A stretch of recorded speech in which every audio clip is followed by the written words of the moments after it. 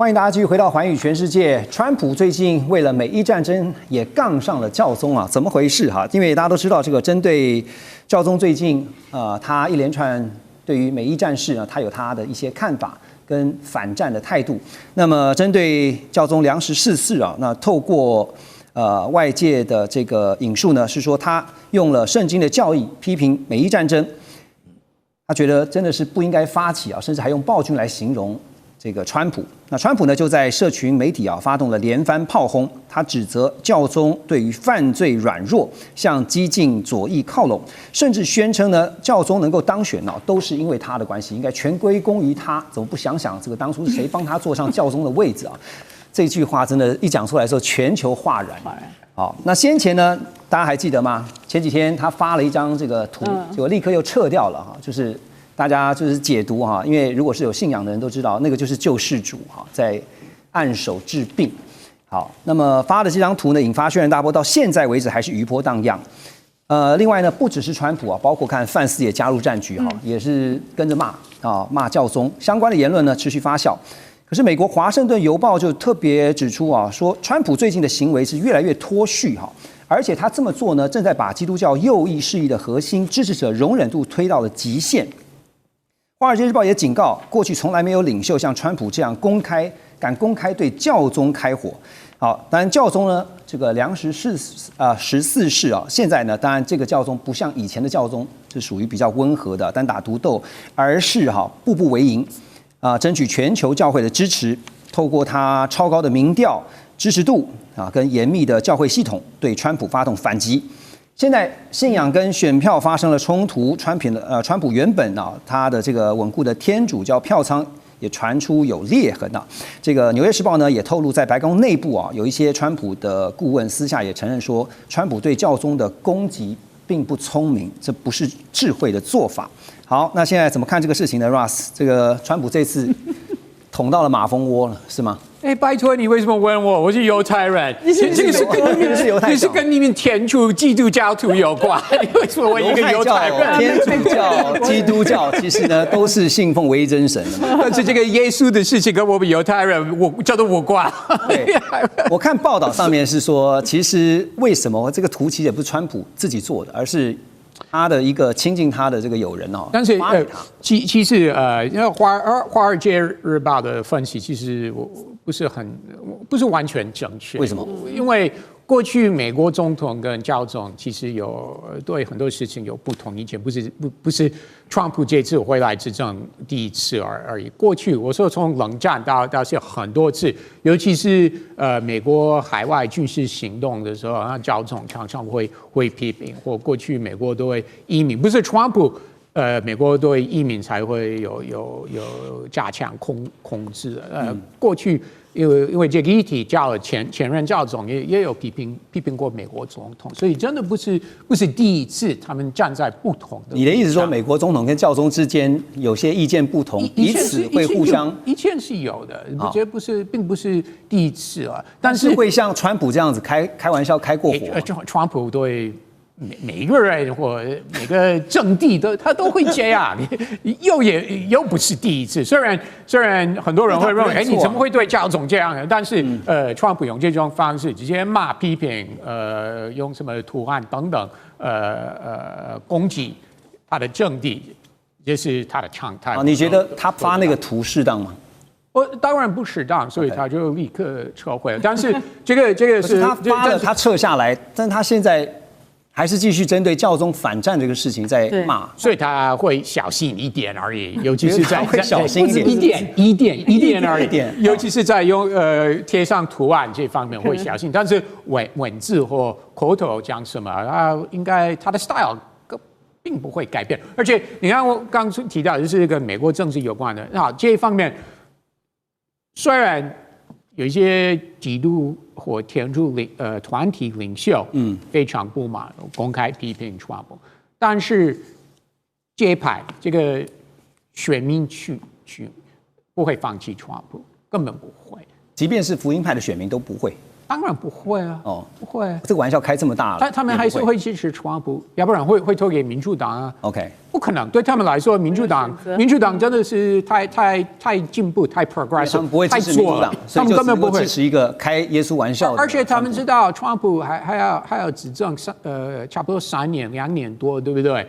还有很多事情。我说在内政方面，他们希望川普政府可以继续实行，就是他们同意支持一些保守政策，不管是哪一方面，不管是堕胎方面或 DEI、LGBT 很多不同方面，这一派还是希望川普继续实行保守的政策。所以对他们来说，我们公开跟川普吵架，完全不利于我们的政策的目标。所以你的意思是说，他们就算是含着泪，也要继续挺到底就对了哈。没有别的事。但是对于选民来说，这个宗教的事情也许可以不是这么的，就是可以影响到说他们支持川普、支持共和党。可是呢，经济问题呢，现在通膨的问题啊，在美国也被凸显出来哈。因为美伊战争当然对于全球，甚至包括美国的通膨，都引发了这个担忧。有分析就指出呢，说这一波通膨不同于以往哈，因为过去呢是央行印钞过量，然后降息、货币宽松、推高物价，被称为是软通膨啊。但这一次战争带来是硬通膨，就是供给减少，所以呢，央行再怎么样操作货币政策，也造不出一桶石油，那物价也不会立刻就降下来哈。因为就算是荷姆斯海峡明天就通过的话，就是可以自由航行，但是也不可能立刻就把油价降到原先这个低的水准。另外有一个数据就是美国4月份的 CPI 啊，它是3.3%，显示通膨的疑虑真的还存在。好，那么美国呢现在要面对的全球关税也是一大问题。美国财长贝森特呢对此也表示啊，说先前川普被最高法院不是裁定违宪呢，取消这个多项关税哈，最快在7月就渴望恢复原先的关税税率。他特别提到说，不用怕，因为呢，我们只要祭出301条款，叫继续就可以让7月份呢回归到原先的关税的水准哈。所以倩姐怎么看哈？这个贝森特的说法，他说只要是301，反正就是无往不利。贝森特最近的角色越来越鹰派啊，除了讲这个只要用了301，我们就可以回到原来跟其他的国家。那这中间还有我们以前就已经讨论了，它其实有4个不同的法律的角色跟工具可以使用。那同时呢，它也直接的宣布了，对于跟伊朗买油的国家，或者是有伊朗的资产存在银行的国家呢，他们要用2级制裁。刚刚讲的那个也是贝森特出来讲的。所以他现在就是越来越的鹰派的，在把美国在美元的霸权上面往外扩张，并且把美国的法律呢做常备管辖式的扩张。那这些当然是对于其他跟美国做生意的国家来讲，风险就是非常大的。所以我们以前常常说，如果美国不希望去遵守 WTO， 我们可以其他人继续遵守，这个叫 WTO 减1。现在呢，美国人也说，你们其他的国家有阴谋啊，你们在做一个 WTO 减1的世界，你们要把我们美国排除，所以我们现在不能让你把我排除。对，所以你会发现说，在美国越来越没有自信的情况之下，他对于世界局势的改变呢，会尽量的运用他仍旧有的领先优势，仍旧有的压力，去让事件呢留在原来的秩序里面。所以你刚刚讲的那部分呢，我觉得你如果看数字的话，美国去年的 GDP 是30兆，全世界没有一个国家那么大。可是那个30兆里面，你会看到的，它就是我们有时候说在股票上是叫 K 型啊，但是在世界上呢，在国家里面就是2级。譬如说油价，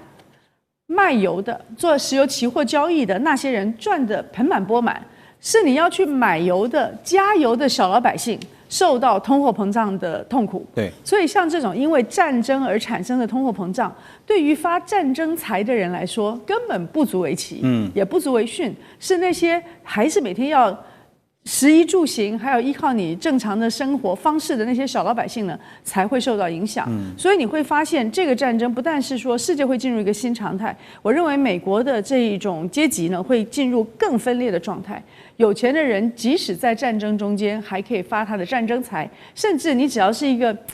中产阶级，你不一定是一个大企业家，你只要有点余钱的人，就可以把它放在华尔街，放在股票市场，在金融世界中间，仍旧跟着这个战争的进度去保有你自己的财产，对，属于保护性的。是那种真正没钱的人，他们会很快的就会落入了一个没有安全网，然后极度的通货膨胀的可怕深渊。对，而且刚刚倩姐特别提到，拉到一个制高点来看的话，你会发现美国的优势啊，确实逐渐在消失，包括军事上是不是也是这样呢？因为除了刚刚提到的这个通膨，他们要极度要来预防，要小心以外，哈，军事方面哈，美国海军新闻发言人最近他们确认呢，说在维吉尼亚州诺福克海军造船厂内例行维护的尼米兹级的核动力航母，就是德怀特·艾森豪号，突然传出了有火灾的事情。另外呢，福特号现在已经连续部署要将近300天了，这个记录已经打破了从越战以来美军航母单次部署时间最长的记录。但现在呢，这个航母还是持续在就是出勤当中。路透也报道说，美国已经告知部分的欧洲国家，说部分原来已经签约要交付给这些国家的武器时程恐怕要因此延后，主要是因为中东战事的关系哈。那当然受到影响的国家包括了波罗的海以及斯堪的纳维亚地区的国家。部分的武器呢是透过外国军事销售这个计划呢，是由欧洲国家来购买，但是呢，整个武器都还没有交付。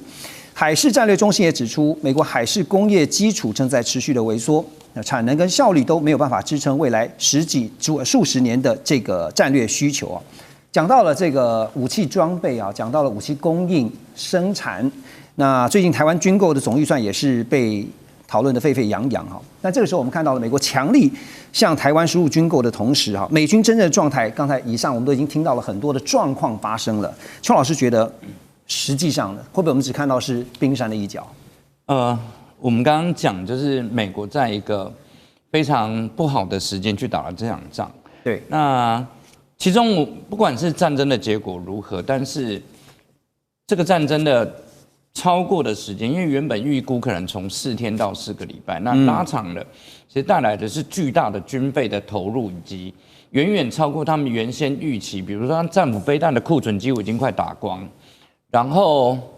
逆中型的长程的，就是类似像滑翔炸弹这样子的那个消耗量，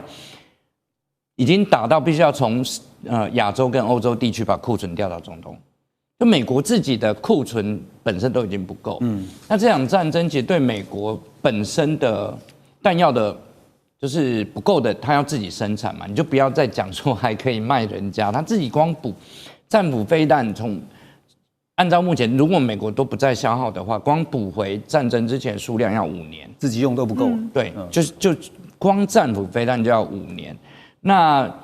这个还只是战争经费的问题。另外一个就是，大家如果还有印象的话，在战争之前，川普非常开心的宣布了他的黄金舰队，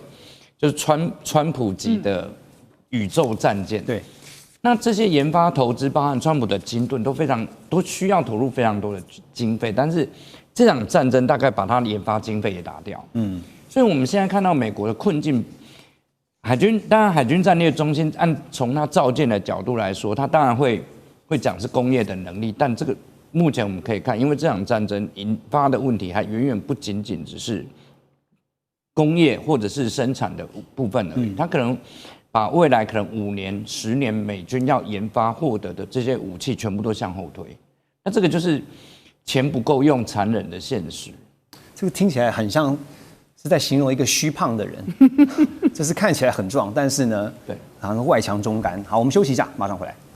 中美互动牵动全球，美中竞争，地缘争霸，外交、军事、